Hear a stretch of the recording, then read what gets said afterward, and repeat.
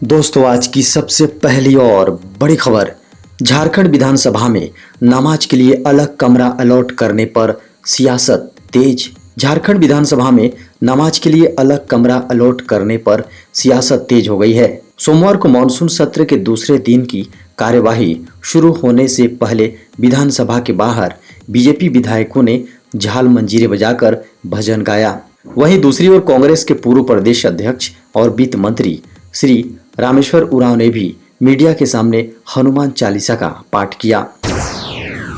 कांग्रेस मंत्री और विधायकों ने की मुख्यमंत्री हेमंत सोरेन से मंदिरों को खोलने की मांग। झारखंड के कांग्रेस के मंत्री और विधायकों ने भी अब झारखंड सरकार से देवघर के बाबा वैद्यनाथ मंदिर सहित झारखंड के कई अन्य मंदिरों को श्रद्धालुओं के लिए खोलने की मांग की है। विधानसभा में मुख्यमंत्री के कक्ष में जाकर मंत्री बादल पत्रलेख, आलमगीर आलम, विधायक इरफान अंसारी, उमाशंकर अकेला, राजेश कच्छप और ममता देवी ने मुलाकात की और मांग से संबंधित ज्ञापन सौंपा। झारखंड के मुख्यमंत्री श्री हेमंत सोरेन ने किया भागोड़ी ग्रिड सब स्टेशन का ऑनलाइन उद्घाटन। झारखंड के मुख्यमंत्री श्री हेमंत सोरेन ने सोमवार को भागोड़ी ग्रिड सब स्टेशन का ऑनलाइन उद्घाटन और Chhatarpur Bhawanathpur grid substation का ऑनलाइन शिलान्यास किया।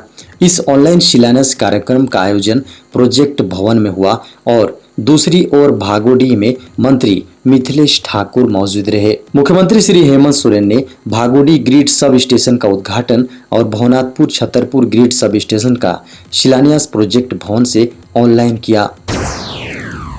दोस्तों, खबर मौसम की। आने वाले 2 दिनों में झारखंड के कई इलाकों में भारी बारिश के आसार। झारखंड के कई क्षेत्रों में कहीं कहीं आने वाले 2 दिन में भारी बारिश के अनुमान है।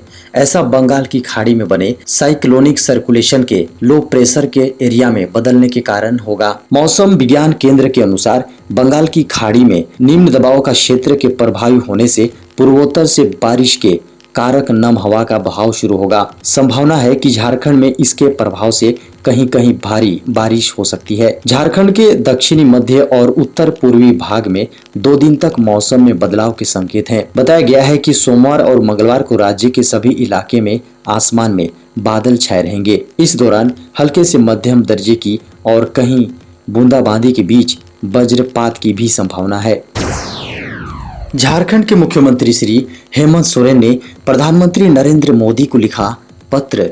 झारखंड के मुख्यमंत्री श्री हेमंत सोरेन ने सोमवार को प्रधानमंत्री नरेंद्र मोदी के नाम खत लिखा है।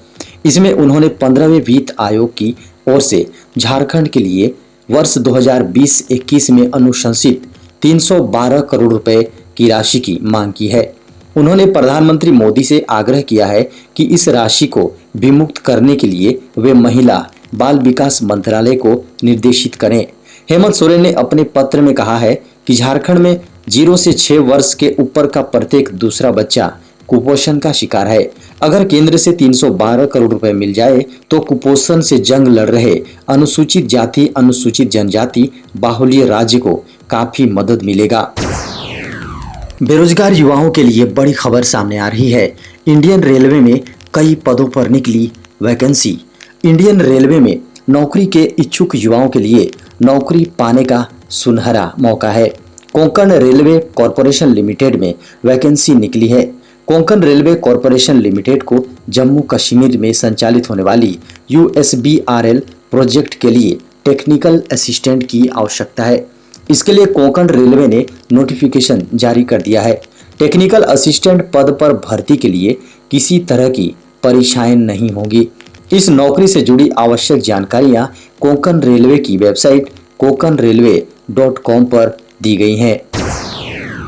झारखंड विधानसभा का मानसून सत्र भारी हंगामे के बीच पेश हुआ अनुपूरक बजट।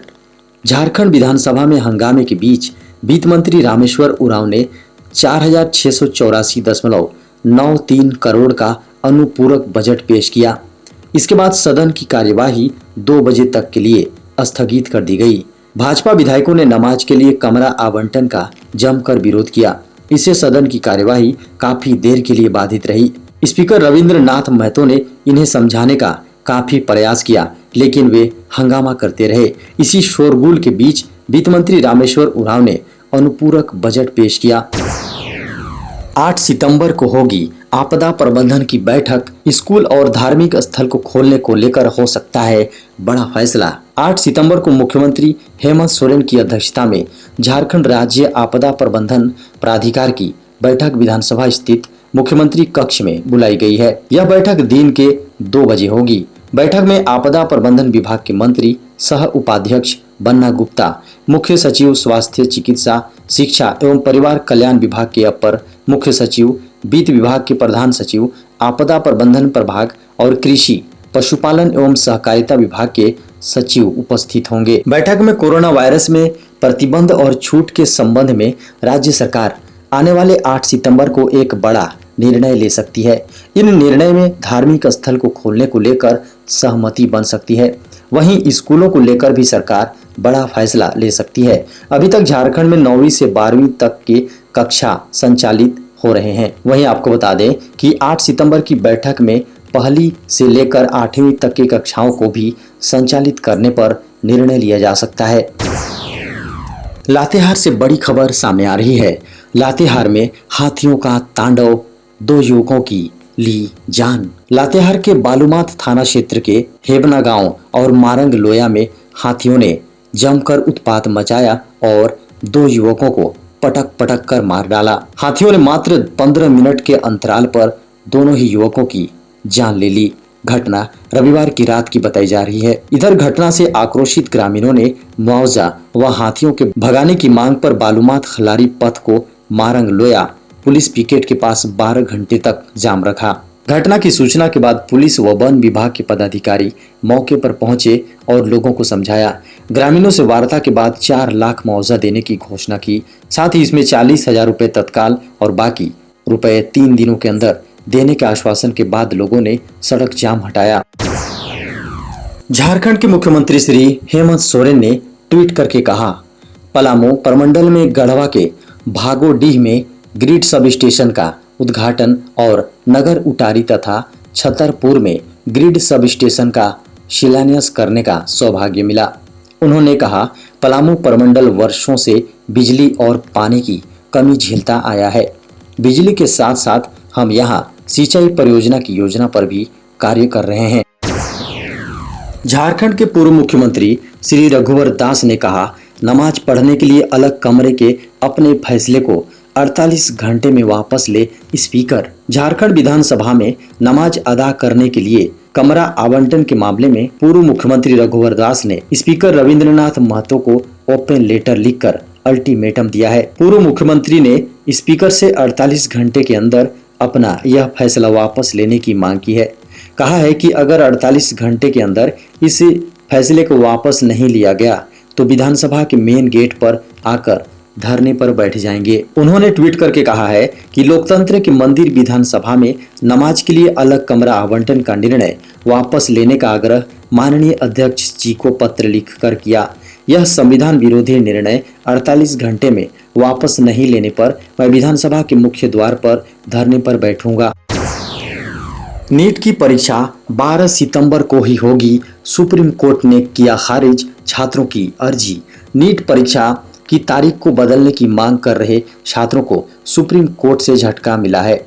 सुप्रीम कोर्ट ने छात्रों की इस याचिका को खारिज कर दिया है। कोर्ट के आदेश के बाद स्पष्ट हो गया है कि नीट परीक्षा अब 12 सितंबर को ही आयोजित होगी। आपको बता दें कि सीबीएसई एग्जाम में कंपार्टमेंट लाने वाले और जिन्होंने इम्प्रूवमेंट के लिए अप्लाई किया हुआ था, उन छात्रों की मांग थी कि नीट परीक्षा की तारीख में बदलाव किया जाए। दरअसल नीट परीक्षा वाले दिन ही सीबीएसई के इनमें से कुछ पेपर्स हैं, मतलब दोनों की तारीख क्लैश हो रही हैं। कोर्ट की ओर से जस्टिस खानविलकर ने छात्रों को टेस्टिंग एजेंसी या फिर सक्षम प्राधिकारी के सामने अपनी बात रखने को कहा है। इस तरह सीबीएसई और नीट परीक्षाओं की तारीखों में टकराव को देखते हुए नीट एग्जाम टालने की मुहिम को सुप्रीम कोर्ट से निराशा हाथ लगी है। हेल्थ एक्सपर्ट्स की बड़ी चेतावनी, जल्द पड़ेगी कोरोना वैक्सीन की 4थी डोज की जरूरत। इजराइल के हेल्थ एक्सपर्ट के एक बयान ने सनसनी मचा दी है। दरअसल सलमान जारका ने कहा है कि कोविड वैक्सीन की 4थी डोज की भी जरूरत पड़ेगी। इजराइल ने अपने सभी नागरिकों को कोरोना वायरस का बूस्टर शॉट देना शुरू कर दिया है। हालांकि विश्व स्वास्थ्य संगठन ने देशों से बूस्टर प्रोग्राम नहीं शुरू करने का अनुरोध किया है। WHO का कहना है कि तब तक ऐसा नहीं किया जाए जब तक कि अन्य सभी देश कम से कम कमजोर वर्ग के लोगों का टीकाकरण करने में सक्षम नहीं हो जाएं। सलमान जारका ने कहा कि कोरोना के कई वेरिएंट सामने आ रहे हैं। डेल्टा वेरिएंट के केस काफ़ी तेजी से बढ़ रहे हैं। आशंका है कि इसमें मौतों और हॉस्पिटल में एडमिट होने वालों का आंकड़ा बढ़ सकता है। उनका कहना है कि कोविड वैक्सीन की चौथी डोज की ज़रूरत कुछ समय बाद पड़ सकती है। हमें इसके लिए तैयार रहना चाहिए। प्रधानमंत्री आवास योजना के तहत 16,488 घरों के निर्माण को मिली मंजूरी। प्रधानमंत्री आवास योजना के तहत केंद्र सरकार ने शहरी क्षेत्रों में 16,488 घरों के निर्माण के प्रस्ताव को हरी झंडी दिखा दी है। मंत्रालय की ओर से बयान जारी कर इस बात की जानकारी दी गई। दरअसल केंद्र सरकार PM आवास योजना के तहत बेघर लोगों को घर बनाकर देती है। इस योजना के उन लोगों को सब्सिडी भी मिलती है जो लोग लोन पर घर या फ्लैट खरीदते हैं।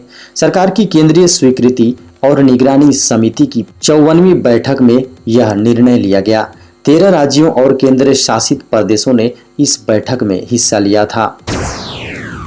प्रश्नकाल के दौरान कांग्रेस विधायक अंबा प्रसाद ने उठाया रोजगार का मुद्दा। विधानसभा में प्रश्नकाल के दौरान कांग्रेस विधायक अंबा प्रसाद ने रोजगार और नियोजन नीति का मामले को उठाया। उन्होंने कहा कि रिक्त पदों को जल्द से जल्द भरा जाना चाहिए। नियोजन नीति में जो विसंगतियां हैं उसे दूर किया जाए। अंबा प्रसाद के सवाल पर मंत्री आलमगीर आलम ने कहा कि रोजगार के लिए सरकार गंभीर है और खाली पदों को भरने की प्रक्रिया की जा रही है। देश में पिछले 24 घंटों में कोरोना वायरस के 38,948 नए मामले, 219 लोगों की कोरोना से हुई मौत। भारत में पिछले 24 घंटों के दौरान कोरोना वायरस के 38,948 नए मामले सामने आए हैं। 43,903 रिकवरी हुई और 219 लोगों की कोरोना से मौत हुई है। अब तक कोरोना के कुल मामले 3,30,27,621 हो गए हैं, जबकि सक्रिय मामले 4,04,874 है। कुल रिकवरी की बात करें तो 3,21,81,995 है। साथ ही कुल मौतें 4,40,752 है। आपको बता दें कि वैक्सीन की अब तक की कुल डोज लगी है वो है 68,75,41,762 डोज लगे हैं।